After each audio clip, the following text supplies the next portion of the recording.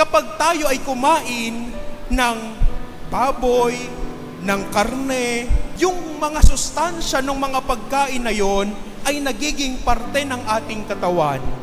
Pero kapag tayo'y kumain ng tinapay, ng katawan ni Kristo, ng dugo ni Kristo, tayo ang nagiging bahagi ng katawan ni Kristo. Pag-uwi natin sa ating mga bahay, maging bibig nawa tayo ni Kristo para ipahayag natin ang pagmamahal at pag-asa ng Diyos.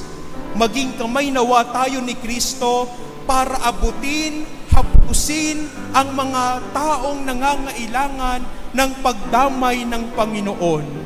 Maging paanawa tayo ni Kristo para tayo ay tumindig, maglakad at humakbang at ipaglaban ang katotohanan na nagmumula sa Diyos.